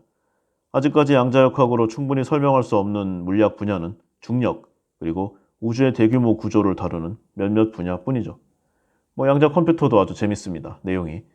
양자 컴퓨터가 실제로 완성이 되면은, 그러니까 지금도 중간중간 쓰고는 있지만, 궁극적으로 범용화된다면 인류는 새로운 위치로 이동할 수 있다. 그런 예언까지 나오고 있는 상황입니다. 기본적으로 이제 간섭 활동을 이야기하고 있죠. 두 개의 파동이 더해져서 파동이 강해지거나 약해지는 현상을 말하는데, 굉장히 재미가 있으면서 너무 어려워요. 그리고 이 내용을 하면은 평생 이것만 하시는 분들도 나는 과연 양자역학을 제대로 한 것인가 이런 사람들도 있는데 몇 마디 말로 끝낼 수 있는 게 아니죠. 그러니까 한번 관심 있으신 분들은 찾아보시기 바랍니다. 양자역학의 개념을 이해하기가 좀 어렵다면은 양자역학을 통해서 만들어낸 현대 산업물들은 무엇이 있는가, 그걸 찾아보는 것도 한 가지 흥미 요소라고 생각돼요. 다음에 이제 소립자와 자연의 힘들에 관한 내용들이 있습니다. 다시 아리스토텔레스까지 거슬러 올라가는데 우주가 얼마든지 작은 크기로 나눌 수 있는 흙, 공기, 물, 불, 이 네 가지 기본 원소로 이루어져 있다고 믿었죠. 사원소설. 그러나 데모크리토스와 같은 몇몇 그리스 철학자들은 물질이 더 쪼갤 수 없는 아주 기본적인 알갱이인 원자들로 구성되어 있다고 주장을 했었습니다. 그리고 그 후 2000년이 넘는 오랜 세월 동안 대부분의 사람들이 이 사원소설을 받아들였죠. 그러다가 1800년경에 영국의 화학자이자 물리학자인 존 돌턴이 등장하면서 모든 물질이 원자로 이루어져 있다는 원자론을 다시 제안했습니다. 그러나 원자론이 널리 받아들여지게 된 것은 이로부터도 상당한 시간이 흐른 후인 20세기 초 무렵이었죠. 대략의 내용을 요약하면 이렇습니다. 케임브리지 대학의 이 캐번디시 연구소의 조지프 톰슨, 1897년에 전자를 발견했고요. 이 톰슨의 제자였던 러더퍼드가 1911년에 이 원자가 플러스 전하를 원자핵, 그리고 그 주위를 도는 전자들로 이루어져 있음을 밝혀냈습니다. 처음에는 이 원자가 플러스 전하를 띤 양성자와 마이너스 전하를 띤 전자로 이루어져 있다고 생각했는데, 이 러더퍼드의 동료인 제임스 체드윅이 양성자와 질량은 거의 같지만 전하를 띠지 않은 이 중성자가 원자에 포함되어 있다는 사실을 밝혀냈습니다. 체드윅은 이 발견으로 노벨상을 수상했죠. 그리고 1950년대까지만 해도 이 양성자와 중성자를 기본 입자라고 생각을 했었습니다. 그러나 과학자들이 이 양성자를 다른 양성자와 빠른 속도로 충돌시키는 실험을 통해서 이보다도 작은 입자들로 구성되어 있다는 사실을 밝혀냈죠. 이 입자들을 쿼크라고 불렀는데, 이 쿼크 이론을 제안한 공로로 이 머리 겔만 물리학자인데 1969년에 노벨상을 수상했습니다. 그러니까 이쪽 분야는 발견만 하면은 거의 이 노벨상에 근접한 결과를 확보할 수 있다, 이렇게 말할 수도 있겠죠. 그만큼 대단한 발견들인데, 그러면 우리는 이 물질을 얼마나 작은 크기까지 볼 수 있을 것인가? 이 빛의 파장을 보면은 이 원자의 크기보다 크기 때문에 빛을 이용해서는 이 원자보다 작은 입자들을 볼 수 없습니다. 원자보다 작은 입자들을 보려면 이 빛보다 훨씬 짧은 파장을 가진 고에너지 입자들을 사용해야 하는데, 입자 에너지가 높아질수록 파장이 짧아지니까 우리가 볼 수 있는 길이는 점점 더 줄어들어요. 여기서 이제 약한 핵력, 강한 핵력, 중력, 전자기력 이런 내용들이 나타나는데 또 너무 복잡하고요. 내용이 길어지고 또 재미적인 부분이 좀 떨어지니까 생략하도록 하겠습니다. 다음으로 블랙홀입니다. 이 1969년에 미국인 과학자인 존 휠러가 처음 사용한 말인데, 예전부터 좀 있어온 어떤 신비로운 천체를 나타내기 위해서 이 단어를 사용했습니다. 그 역사적 내용을 보면은 영국 케임브리지 대학의 이제 어떤 학자가 이미 1700년대 후반도쯤에요. 충분한 질량과 밀도를 가지고 있는 별은 이 강한 중력장을 가지기 때문에 빛조차도 빠져나오지 못할 것이라고 주장하는 이 논문에서 좀 비롯된 부분이 있습니다. 다만 이제 볼 수 없으니까 예측하고 추측할 뿐인데요. 프랑스의 이제 시몽 라플라스 같은 사람이 이제 천체역학에서도 좀 말을 했죠. 질량이 큰 천체가 자체 중력 붕괴를 통해서 빛도 빠져나올 수 없는 천체가 될 것이라고 주장한 부분이 있습니다. 다만 이 내용을 후에 좀 삭제했다고 해요. 그러니까 확신하지 못했다는 내용이겠죠. 그리고 입자설에서도 좀 등장을 했는데 빛을 이제 입자의 흐름이라고 주장했던 내용이니까 빛에도 중력이 작용할 것이라고 생각을 했어요. 그러나 19세기 초에 빛이 파동이라는 것이 밝혀지면서 빛에도 중력이 작용하는지에 대해 논쟁이 좀 있었습니다. 그러나 확실한 결론을 내리지는 못했죠. 이런 중력이 빛에 어떤 영향을 주는지를 이해하고 이를 바탕으로 별이 블랙홀로 붕괴되는 과정을 제대로 설명할 수 있게 된 것은 1915년경에 역시 아인슈타인입니다. 일반 상대성 이론을 제안한 후에 시작되었죠. 한번 들어간 곳은 아무것도 빠져나올 수 없는 시공간 영역의 경계, 이 사건의 지평선, 이 블랙홀 주위에 둘러져 있는 일방 통행만 가능한 문과도 같다고 할 수 있겠습니다. 한번 들어가면 다시 나올 수가 없죠. 근데 여기서 이제 스티븐 호킹 박사의 최고 업적인 호킹 복사 이론이 등장합니다. 그동안은 블랙홀의 온도가 어느 정도인지 측정하는 일은 불가능하다고 여겨져 왔죠. 그러나 이제 실험실에서 음파를 통해 재구성한 이 블랙홀을 통해서 에너지 방출이 일어나고 있는 사실이 확인됐고요. 향후에는 온도 측정도 가능하다고 예측하고 있습니다. 이 연구를 수행한 곳은 이제 이스라엘의 테크니온 공과대학의 교수팀인데요. 스티븐 호킹 박사가 이제 물체가 에너지를 방출하는 열 복사를 한다는 사실에 착안해서 블랙홀 역시 열 복사를 한다는 것을 이론적으로 증명했는데 호킹 복사. 그런데 이제 블랙홀이 항상 물질을 흡수하고 있다는 아인슈타인의 일반 상대성 이론과 좀 다르죠? 그러니까 아무것도 볼 수 없다와 일정 부분 가능하다. 이 대결이라고 할 수 있습니다. 정확한 표현은 아니지만요. 열 복사에 의해서 블랙홀도 입자를 방출할 수 있다는 새로운 이론. 이걸 발표하면서 이 전자기파를 방출하고 흡수하는 과정을 통해서 블랙홀의 온도도 측정할 수 있다고 호킹 박사는 설명을 했습니다. 그러나 이 블랙홀에서 방출하는 복사 에너지가 너무 미약해요. 과학자들이 관측을 통해서 실제 블랙홀 온도를 측정하는 것이 거의 불가능했습니다. 이런 상황에서 이제 모형을 통해서 실제 블랙홀 온도를 측정하려는 노력을 기울여 온 거죠. 그리고 마침내 구현해냈습니다. 블랙홀을 모방해서 빛이 아닌 소리의 블랙홀을 구현해낸 거죠. 이 인공 블랙홀은 이 시험용 튜브에 유체를 흐르게 하고 이를 음속 이상으로 가속해서 음향적인 이 사건의 지평선을 만들어낸 것인데, 다시 말해서 원리는 같지만 그 구현체는 좀 다르다고 할 수 있습니다. 어쨌든 이 일반 상대성 이론에 따르면 이 사건의 지평선, 이 내부에서 일어난 어떤 일이 그 외부와 영향을 주고받을 수 있는 경계면을 말하는데요. 연구팀이 이 음향 원리를 이용한 인공 블랙홀을 통해서 이 작은 입자들이 사건의 지평선을 통해 외부에서 유입되는 물질이나 빛과 비교해서 상대적으로 아주 극소량이지만 흘러나가고 있고, 또 그 방출량이 블랙홀의 크기와 비례한다는 사실을 확인해냈습니다. 바로 그동안은 이론에만 머물고 있던 호킹 박사의 호킹 복사 이론을 처음으로 증명해낸 것이죠. 일반 상대성 이론에 따르면 외부에서는 자유롭게 안쪽으로 들어갈 수 있지만 내부에서는 외부로 나갈 수 없죠. 블랙홀에서. 그러나 이 음향 블랙홀을 통해서 병행해야 할 필요성이 좀 제기됐다고 할 수 있겠습니다. 그러니까 뭐 대체했다고 하긴 좀 어렵고요.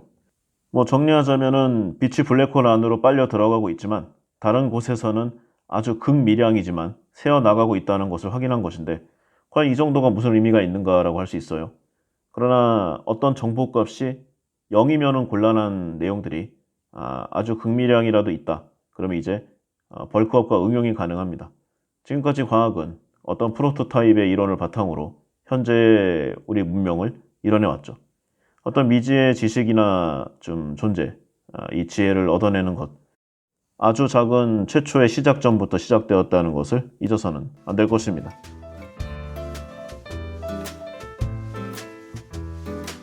블랙홀이 나왔으면 다음엔 웜홀이 나올 차례죠. 최초에 이제 허버트 조지 웰스가 쓴 공상과학 소설 타임머신이죠. 여기서 이 웜홀, 시간여행에 대한 가능성이 나왔습니다. 지금까지 공상과학 소설이 그랬죠. 뭐 비행기나 어떤 탈 것, 뭐 잠수함, 뭐 태양계를 여행한다는 내용들. 공상과학 소설에 등장했던 많은 것들이 세월이 흐른 후에 실제로 실현이 되었습니다. 그러면 시간여행은 어떠할 것인가? 이 물리법칙들이 시간여행을 허용할지도 모른다는 최초의 내용은 이 쿠르트 게델, 일반 상대성 이론이 허용하는 이 새로운 시공간을 발견했을 때 등장했습니다. 당시에 이제 그가 나치 독일을 피해서 미국의 프린스턴 고등학술 연구소에서 일하고 있었는데요. 이 괴델이 아인슈타인과 굉장히 친하게 지냈다고 합니다. 일반 상대성 이론에 대해서 많은 이야기를 나누었겠죠. 당시 우주 전체가 회전하는 어떤 기묘한 특성을 가지고 있었던 이제 그가 제안했던 시공간, 로켓을 타고 우주여행을 하는 사람이 출발하기 전에 집으로 다시 돌아올 수 있다는 어떤 이상한 결과를 낳게 되었습니다. 괴델이 제안한 이러한 시공간의 특징, 그런데 일반 상대성 이론에 의하면 시간 여행을 허용하지 않는다고 생각했던 아인슈타인을 당황시킬 정도라고 했어요. 그러나 정확하게는 이 괴델이 제안한 우주는 우리가 살고 있는 우주와 일치하지 않는다고 합니다. 우주가 회전하지 않는다는 사실을 증명할 수 있기 때문이죠. 그러나 그 후 연구 결과에 의해서 일반 상대성 이론이 허용하는 과거로의 시간 여행이 이 가능한 모형들이 제안되었습니다. 그중 하나가 회전하는 블랙홀의 내부를 통한 것이고 또 다른 하나는 매우 빠른 속도로 서로를 지나쳐 움직이는 두 개의 우주끈을 포함하는 시공간이었죠. 쉽게 말해서 촉근 이론의 내용입니다. 시간 여행과 밀접하게 연관된 문제는 이제 여행 속도인데요. 상대성 이론에 따르면 어떤 질량을 가진 물체는 절대로 빛보다 빠르게 달릴 수가 없습니다. 여기서 이제 초보적인 시간 이동이 등장합니다. 어떤 빛보다 느린 속력으로 달리는 로켓을 타고 지구에서 일어난 사건 A에서 출발을 했어요. 태양계 밖에 가장 가까운 별인 켄타우루스 알파별로 가는 데는 빛의 속도로 4년, 즉 4광년입니다. 그래서 만약에 사건 B에 도착을 했다. 켄타우루스 알파별에서 일어난 이 사건 B에 도착을 했다면 빛보다 느린 속력으로 달리고 있는 모든 관찰자들이 사건 A가 사건 B보다 먼저 일어났다고 관측할 수 있을 것입니다. 그러나 만약에 빛의 속력보다 빠른 속력으로 이 켄타우루스를 향해 달리고 있는 관찰자가 있다면 지구에서 일어난 사건 A에서 출발한 빛보다 켄타우루스 알파별에서 일어난 사건 B에서 출발한 빛이 나에게 더 빨리 도달할 수 있어요. 그러면 사건 B가 사건 A보다 먼저 일어난 것으로 우리는 관찰하고 인지할 것입니다. 이것은 빛보다 빠른 속력으로 달리면 미래에 일어난 사건을 과거에 일어난 사건보다 먼저 관찰할 수 있다는 것을 뜻하죠. 그러나 이러한 내용을 시간 여행이라고 부르기는 아마도 어려울 것입니다.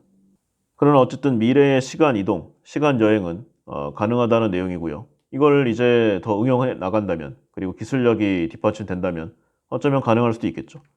그러나 과거로 여행하기 위해서는 빛보다 더 빨리 달려야 하는 문제가 남아 있습니다. 상대성 이론에 의하면 이 로켓의 속도가 빨라지면 로켓의 질량이 증가해서 로켓을 가속하기가 점점 어려워져요. 그러니까 절대로 빛의 속력을 넘어설 수가 없죠. 실험 결과가 있습니다. 세계 곳곳에 이제 입자 가속기가 설치되어 있는데 양성자나 전자와 같은 입자들을 빛의 속력에 거의 100%에 근접할 때까지 가속시킬 수 있지만요. 아무리 많은 에너지를 공급해도 빛보다 빠르게 달리게 할 수는 없습니다. 이러한 사실은 이 과거로의 시간 여행의 가능성을 모두 배제시키는 것처럼 보이는데 그런 한 가지 가능성이 있다고 해요. 이 시 공간을 휘어서 A와 B 사이에 지름길을 만든다면 그런 일들이 가능해진다는 것이죠.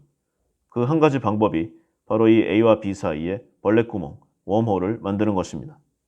멀리 떨어져 있는 시공간의 두 지점을 연결시킬 수 있는 통로라고 할 수 있죠. 여러 가지 복잡한 수식과 과학적인 증거들을 통해서 이 시간 여행을 허용하는 방식으로 시 공간을 휘게 할 수 있다는 실험적 증거를 가질 수 있습니다. 그래서 과학과 기술이 진보하면은 언젠가 이 타임머신을 만들 수 있으리라는 희망을 가질 수도 있죠. 그러면 이 과학기술이 우리보다 크게 진보한 미래에서 현재로 와서 타임머신의 제작법을 가르쳐주는 사람이 없는 이유는 무엇인가? 법률이나 도덕적인 문제가 있을 수 있겠죠. 그러나 좀 더 가능성이 있는 내용은 불가능하니까 그게 아닐까 싶습니다. 그리고 패러독스가 존재하죠. 예를 들어서 가장 유명한 게 어떤 사람이 과거로 여행을 와서 특정인을 죽였다. 그러면은 여기에 관계된 사람들의 시간이 어긋나잖아요. 그럼 미래가 변하는데 만약에 그 중에 시간 여행을 한 사람과 직접적인 사람이 있다. 연관 있는 사람이 있다면은 어쩌면 이 사람의 존재 자체가 없어질 수도 있습니다. 여기서 이제 대체적 역사가설이 등장하는데 시간 여행자들이 과거로 간다면 그것은 이제 기록된 역사가 아닌 또 다른 새로운 역사로 들어가게 된다는 그런 내용입니다. 따라서 기록된 역사와 일관되게 행동해야 한다는 속박에서 벗어나서 자유롭게 새로운 역사를 만들어갈 수 있는 그런 내용이죠. 참 이 웜홀 신기한 내용이고요. 있으면 정말 한번 이용해보고 싶습니다. 우주의 서로 다른 시간대나 전혀 다른 장소를 연결해 줄 수 있는 어떤 가상의 터널을 의미하는데, 어, 참 우리 인생에 다들 좀 후회하는 장면들, 인생의 전환점들이 있잖아요. 그때 가서 이러한 결정을 했으면 어떨 것인가. 그럴 때 이 워머를 사용하면 정말 좋을 것 같아요. 하지만 이 워멀은 몇 가지 치명적인 문제점을 가지고 있는데요. 일단 우주에 존재하고 있는 워멀들의 크기가 10의 마이너스 33제곱센치. 그러니까 이게 이론으로만 존재한다는 뭐 그런 이야기라고 할 수 있어요.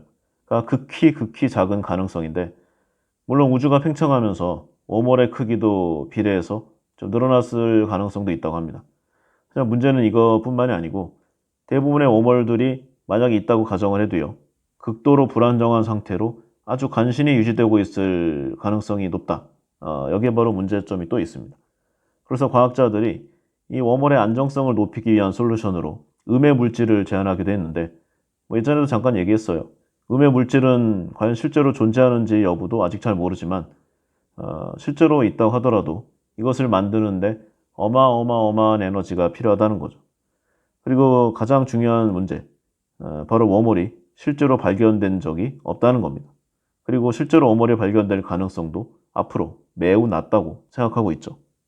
뭐 이런 시간여행 웜홀에 관한 내용은 오늘날 우리만 궁금해하는 것이 아니라고 합니다. 옛날 우리의 선조들, 옛날 좀 사람들도요, 시간여행을 꿈꿔왔다고 해요. 그러나 뭐 아직 없잖아요. 시간여행자가. 밝혀지지 않았을지도 모르지만, 그래서 나타나지 않고 있다는 사실 자체가 매우 아쉬운 일이라고 할 수 있습니다. 그리고 갑자기 얘기가 하나 생각났는데, 옛날에 좀 스티븐 호킹 박사가요, 여기에 관계된 장난을, 액션을 한번 했다고 합니다. 그러니까 친구가 생일 파티 초대장을 보냈는데 파티 날짜가 2, 3일 전이에요. 그리고 당혹스러운 건 초대장을 보낸 날짜가 파티가 열린 다음 날이란 거죠. 그러니까 이제 나를 왕따시키는 건가? 이런 생각을 할 수도 있는데, 어, 화가 날 수 있어요. 그런데 이 세계적 석학인 스티븐 호킹 박사가 실제로 이런 일을 했다니 어떤 일인가? 이 서신을 이때 보낸 이유가 과거로의 시간 여행이 불가능하다는 자신의 추론을 증명하기 위해서라고 합니다. 만약 미래 사회에서 시간 여행이 가능해진다면, 자신에게서 파티가 끝난 후에 초대받았던 지인들이 오랜 세월이 지난 후에라도 타임머신을 타고 그 파티에 참석했을 거라는 어떤 좀 장난 반 농담조의 이런 실험이라는 거죠. 호킹은 이 말을 하고 싶었던 거죠. 이제 물리적으로도 불가능하고 도덕적으로도 잘 안 맞고 패러독스가 있으니까, 이런 여러 가지가 좀 문제점으로 해서 불가능한데, 다만 이제 이런 개념을 생각할 수 있다. 이 모순을 해결할 수 있는 평행 우주론을 말하기 위한 뭐 그런 부분이라고 할 수 있습니다. 여기에 관해서는 뭐 복잡한 이론을 이야기하는 것보다 예전에 재밌게 본 영화 얘기를 하는 것이 더 빠르리라고 생각합니다. 영화는 백 투 더 퓨처예요. 아마 보신 분들 많으시리라고 생각합니다. 공식적으로는 3편까지 나왔고요. 뭐 기타로 이제 약간 B급 메이커들이 4탄, 5탄도 만들었다고 하는데 인정받는 거는 3탄까지예요. 뭐 간단히 영화 얘기를 좀 해보면은요. 때는 1985년, 이 캘리포니아에 살고 있는 마티, 이 절친한 친구인 과학자 이 덕 박사가 개발한 스포츠형 승용차, 이걸 개조한 타임머신의 실험을 돕기 위해서 쇼핑몰 주차장으로 좀 밤에 가게 됩니다. 그런데 이때 실험 중에 이 타임머신의 연료가 되는 이 플루토늄을 사취한 이 테러리스트가 습격을 해와서 이 박사가 그들에게 좀 사살되는 이런 결과가 일어납니다. 마틴은 이 승용차에 탑승해서 도주를 하지만 그때 차원 전위 장치 스위치를 켜서 이때로부터 30년 전인 1955년으로 시간 여행을 해버리게 되죠. 자신의 원래 시간대인 1985년도로 돌아가려고 하지만 이미 타임머신의 연료인 플루토늄을 다 써버렸기 때문에 이게 좀 불가능해요. 그래서 1955년도에 덕 박사에게 도움을 청하게 됩니다. 하지만 박사는 마티의 말을 믿으려고 하지 않아요. 안 믿는 정도가 아니라 뭐 자신을 사기치려고 하는 어떤 이상한 사람으로 생각했을 수가 있죠. 그게 당연하지 않겠습니까? 하지만 이 박사가 시간여행을 떠올리게 된 계기나 이 박사밖에 몰랐을 일을 이 마티가 알고 있었던 것에서 이 덕 박사는 이 마티가 정말로 미래에서 왔음을 믿게 됩니다. 그리고 이제 타임머신을 움직이기 위한 플루토늄은 1955년 기준으로는 손에 넣는 것이 완전히 불가능하기 때문에 대신에 이제 번개의 에너지를 사용할 생각을 하게 되죠. 며칠 후에 이제 그 마을 법원에 떨어질 벼락을 이용해서 타임머신을 타임슬립시킬 계획을 생각해서 진행하게 됩니다. 하지만 여기서 문제가 발생합니다. 이 1955년은 이 마티의 아버지인 조지 그리고 어머니 로레인이 만난 해인데요. 이 로레인의 아버지가 조지를 차로 치어서 넘어뜨리는 것을 계기로 둘이 만나게 됩니다. 그런데 이게 역사가 바뀌어요. 대신에 아들이 마티가 튕겨나가면서 로레인은 이 마티에게 호감을 느끼게 돼요. 당시 이게 미국 사회에서 좀 문제가 많았죠. 이로 인해서 두 사람이 결혼하지 않는 미래가 생겨버려서 마티의 존재 자체가 소멸해 버릴 수 있는 그런 경우의 수가 생겨납니다. 벼락이 떨어진 당일 학교에서는 이제 스쿨 파티를 하고 있었고요. 자신의 생명이 이제 위험해졌잖아요. 그래서 마티는 이 아버지인 조지와 어머니 로레인이 잘 되도록 좀 힘을 많이 씁니다. 여러 우여곡절 끝에 둘은 이제 사랑에 빠지게 되는데 그래서 간신히 소멸의 위기를 모면했죠, 마티. 그래서 결국 타임머신을 타고요. 1985년에 이제 덕 박사가 테러리스트에게 사살되기 직전으로 시간 여행을 다시 떠나게 됩니다. 서둘러 현장으로 향하는 마티였지만 아쉽게도 이 덕 박사는 테러리스트의 총격을 받고 총에 맞고 말죠. 울음을 터뜨리는 마티. 하지만 그의 눈앞에서 천천히 일어나는 덕 박사. 이 덕은 마티가 타임슬립하기 전에 두고 간 편지를 읽고 30년 뒤 자신에게 무슨 일이 일어날지를 미리 알고 방탄복을 착용하고 있었던 그런 상태였습니다. 결국 원래는 없어져야 될 마티가 다음날 눈을 뜨자 집안이 완전히 달라졌음을 알게 됩니다. 전혀 재능을 인정받지 못했던 평범한 셀러리맨이었던 아버지 조지는 소설가로 대성을 했고요. 어머니 로레인 역시 아주 젊고 활기찬 모습을 하고 있었습니다. 1955년도에 마티가 개입함으로써 아버지 조지는 소심한 성격을 극복했고요. 소설가로 대성공을 거두고 있었던 그런 내용이죠. 이런 마티 앞에 새로운 타임머신을 탄 덕 박사가 나타납니다. 미래에 큰일이 생겼다고 빨리 가자고 하죠. 마티와 여자친구 제니퍼는 이 덕이 미래에서 개조한 쓰레기를 연료로 하늘을 날 수 있게 된 승용차형 타임머신을 타고 미래를 향해 시간여행을 해나가는 것에서 이 영화는 끝나게 됩니다. 참고로 2탄은 이제 30년 후의 미래 시대고요. 그러니까 2015년이죠. 그리고 백투더퓨처 3탄 이번에는 1885년 옛날 미국 서부 시대로 가게 되는 이제 그런 스토리입니다.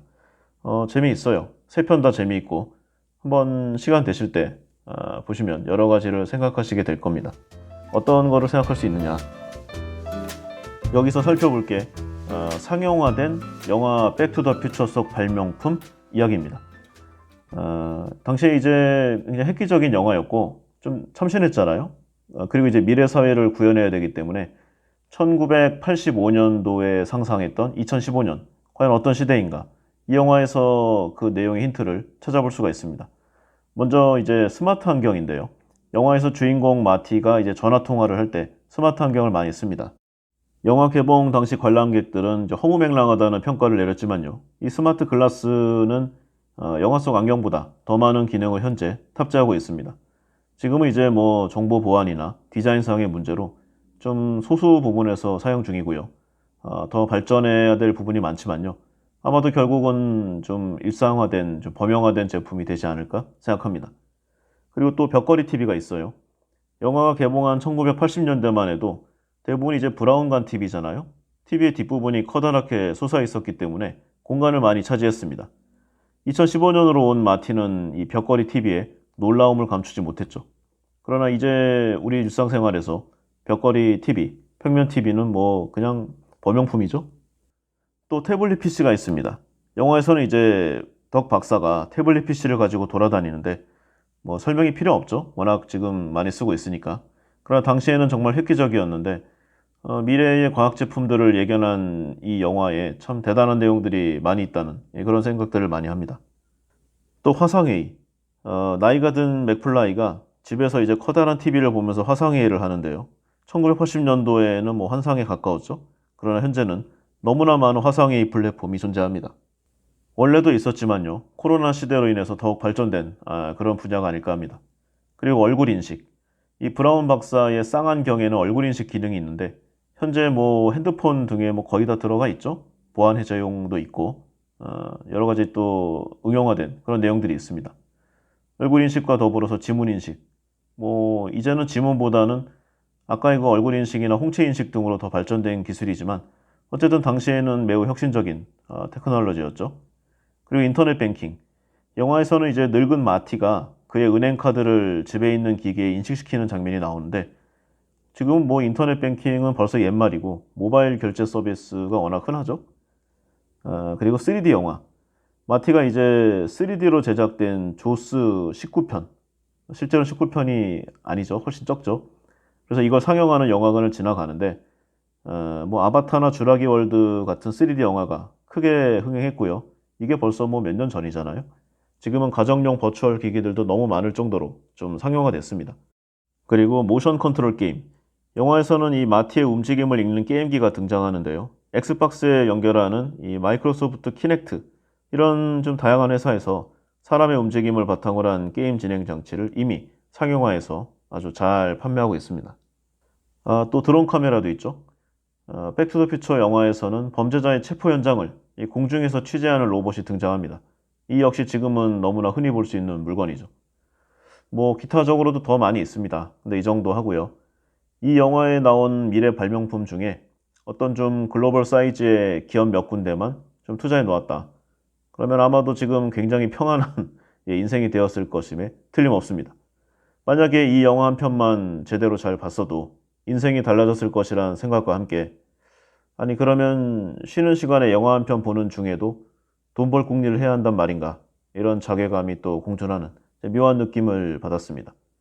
어쨌든 예전에는 크게 신경 쓰지 않았던 영화였는데 요즘에 그 의미가 더욱 커진 영화라는 생각을 해보곤 합니다. 네, 정리를 한번 해보겠습니다. 스티븐 호킹의 시간의 역사를 비롯한 이 몇 권의 교양과학 서적들 참 여러 가지를 고민해보게 만듭니다. 이 책들을 읽고요. 저는 이제 순환이라는 생각을 해봤습니다. 그러니까 다 원소로 이루어져 있잖아요. 우리 인간을 포함해서 여러 뭐 생명체, 우주들 이걸 사이즈를 좀 크게 해서 우주의 순환이라는 내용을 좀 인생에 덧붙여서 여러 좀 고민을 해보면은 참 공허함을 많이 느껴요. 우리 인간을 포함해서 모든 지구상의 생명체는 탄소와 수소, 질소, 산소 등의 이런 원소로 이루어져 있습니다. 이런 원소가 모여서 피부와 장기를 이루고 뇌를 만들고 신경세포를 형성하죠. 이 원소는 우주의 별들이 탄생과 죽음을 반복하면서 좀 뿌린 이 먼지로부터 왔다고 할 수 있습니다. 먼지에서 만들어진 우리는 결국 별에서 태어난 것이고 죽고 나면 다시 별의 어떤 원소가 되는 이 거대한 순환의 굴레 속에 있다고 할 수 있죠. 우주에는 스타더스트라는 물질이 있습니다. 뭐 좀 쉽게 번역해서 별 먼지인데요. 천문학 기준으로 보면은 성간먼지라고 하는 굉장히 작은 크기의 물질을 지칭하기도 하지만요.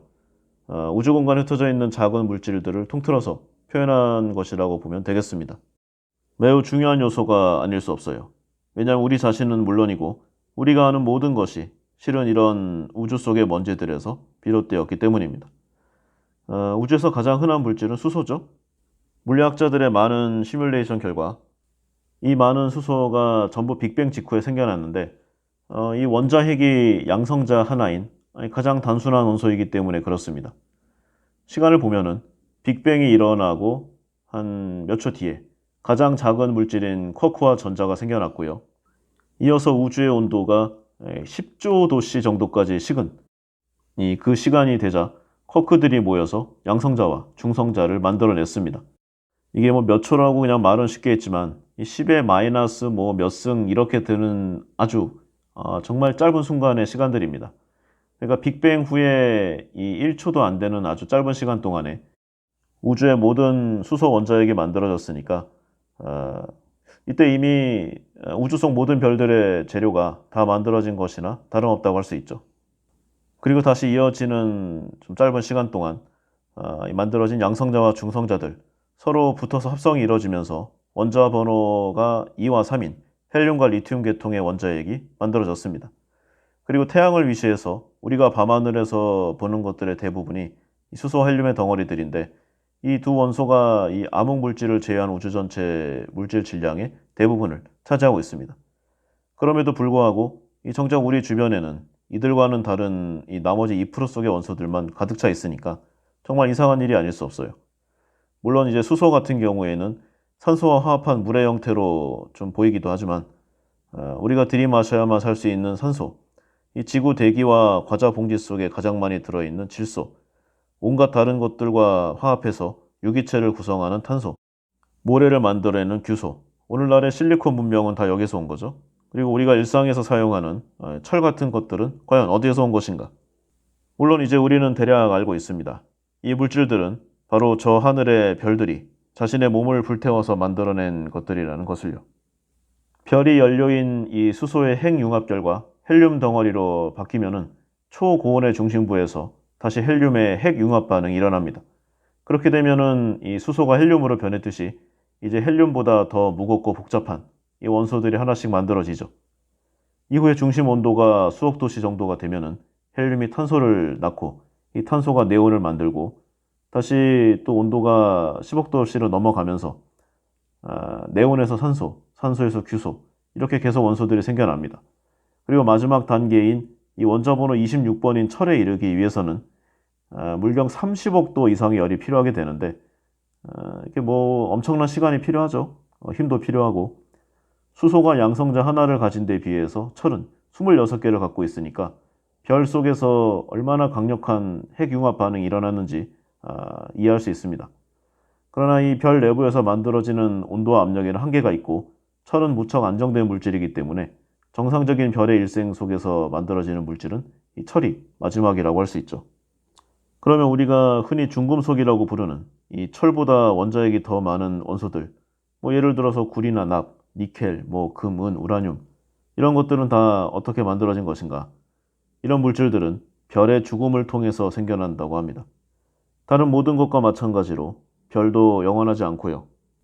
때가 되면 죽게 됩니다. 죽음이 임박하면 아주 크고 밝은 별들은 초신성으로 폭발하는데 이 순간 별은 이전에는 경험하지 못한 엄청난 열과 압력 아래 놓이게 됩니다. 철을 넘어서는 물질들이 생겨나는 건 바로 이 특별한 순간에서죠.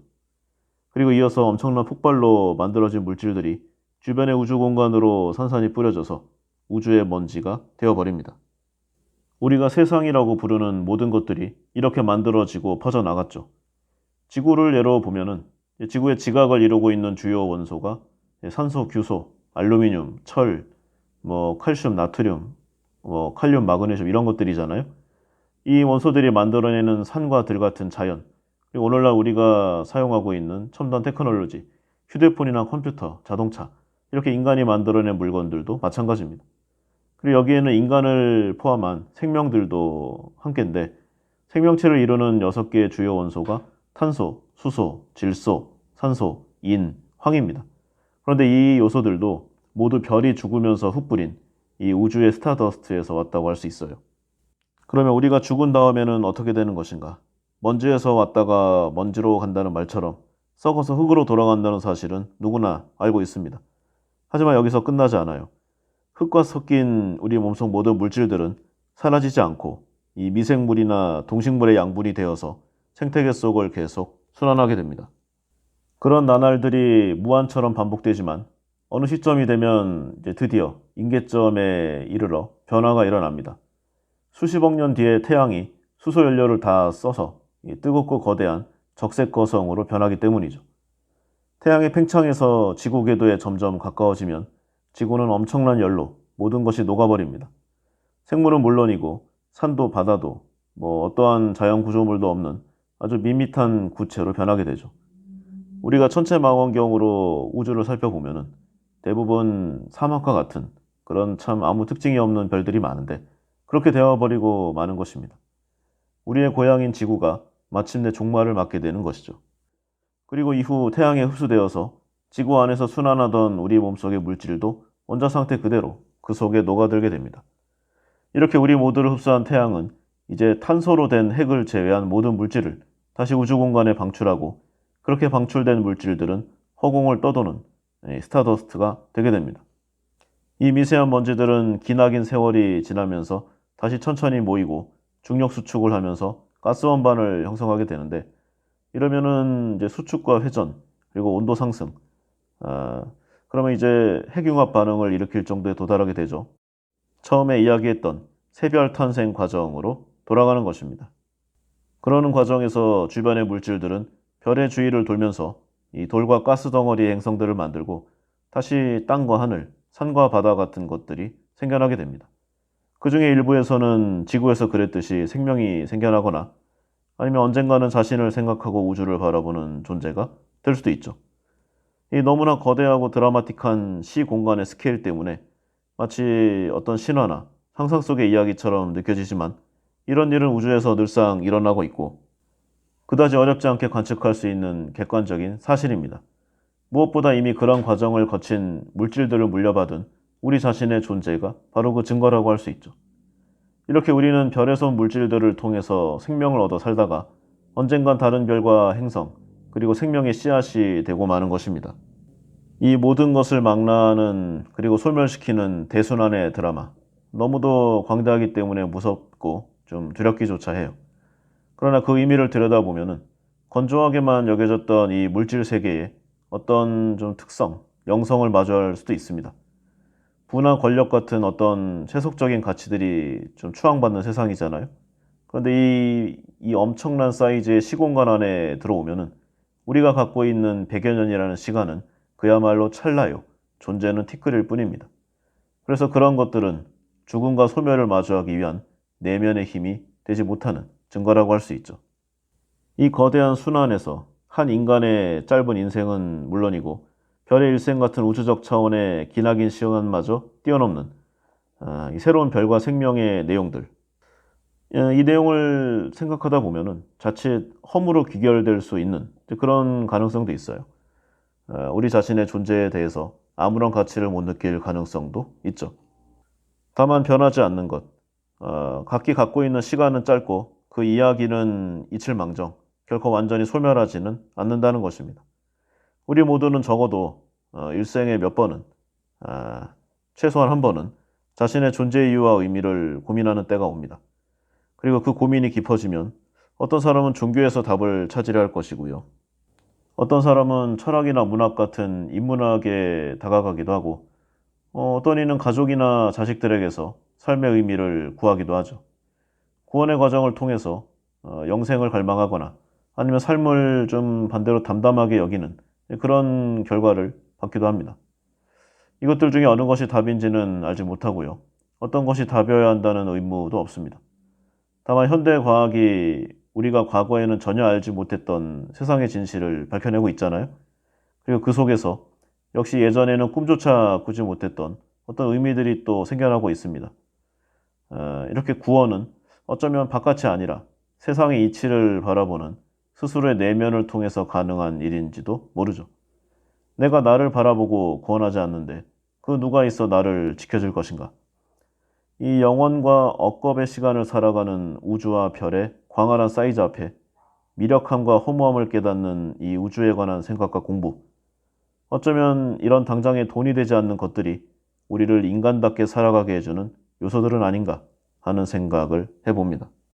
저 광활하고 드넓은 우주에 관한 강의를 듣고 나서 인생의 의미를 생각해 보게 하는 이 스티븐 호킹 박사는 확실히 뛰어난 과학자이자 철학자라는 생각을 다시 한번 느끼게 됩니다.